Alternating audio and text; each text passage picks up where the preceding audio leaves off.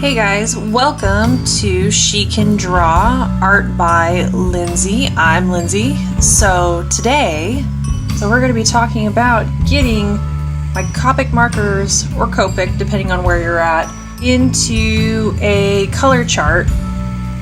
Basically, it's just the color chart is something where I know exactly what colors I'm getting, colors that I already have. So I already have two papers here as far as the set goes, and I'm going to show you. I already have been doing a lot of the charting for these two pages. This one is a marker page that came with the Copic set that I got off of Amazon, whereas this one is off of Bristol board. The difference between the two is basically just, you know, the finish and that sort of stuff, where this has more of a gloss, and this one is more of a matte. Reason why I have the two is just because the markers react to this paper much differently than the other one. So as you can see, certain ones are more vibrant than others, where the Bristol board, it likes to absorb the inks a lot better than the marker paper. Now, the marker paper is supposed to allow a lot more blending, giving you kind of more of the gradient effect, whereas the Bristol board, it more so just kind of soaks everything up, and it doesn't necessarily allow a whole lot of blending options.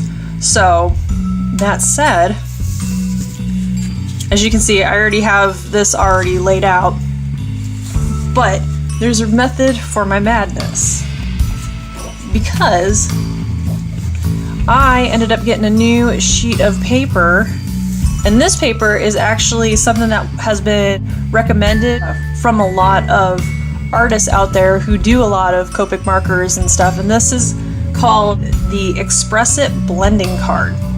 Now, this apparently is supposed to actually allow the blending, not get the shine of like the marker paper. Marker paper is really on the lowest end of the paper for Copics.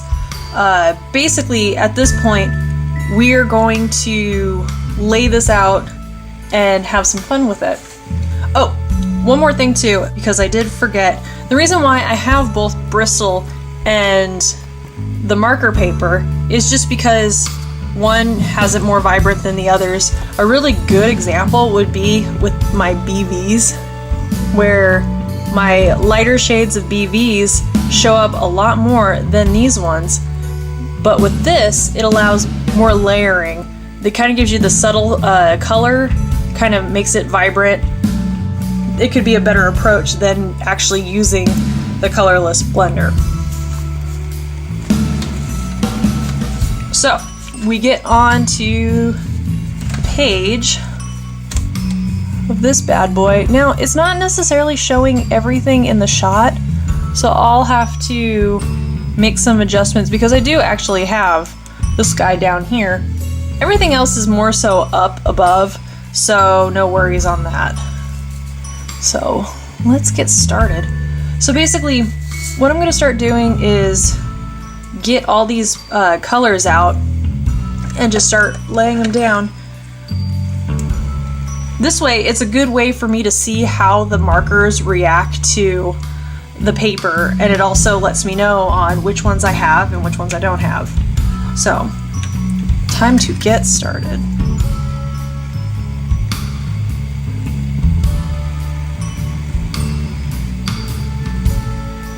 So with Copics, what I like to do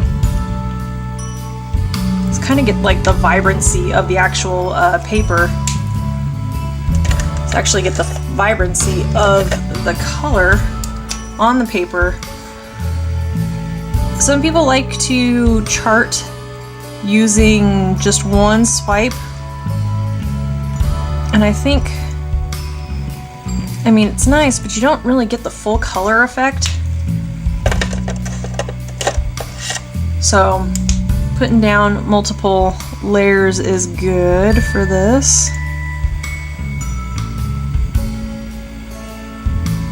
Plus it kind of shows more of a gradient effect.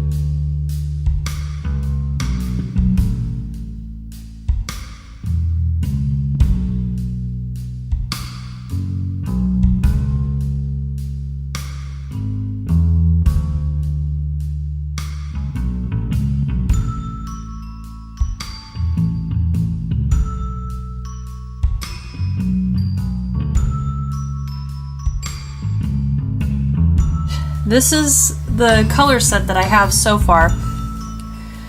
As you can see, it's definitely a long ways to being completely finished up. But one thing that I did notice with this Express It blending card is that these colors turn out so vibrant, and it's actually really nice to see, just because the vibrancy is a lot better than the Bristol board. I mean, you can already tell just based off of the Bristol board and the Express It blending card on just the color differences, where this has a little bit of pink on the Bristol, but this gives it more of a purple hue to it. And it kind of goes the same with the actual marker paper, is that it kind of has a little bit of pink in it. And as you can see, definitely not as vibrant.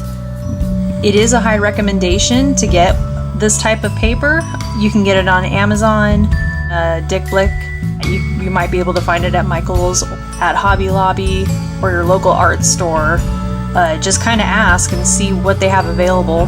But other than that, I think this card is actually really nice.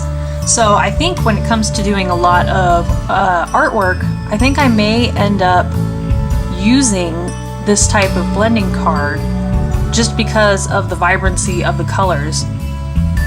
So yeah, I think it's definitely a good recommendation. I'm glad that I bought a nice set of it just so I could start doing some really fun things on future art videos.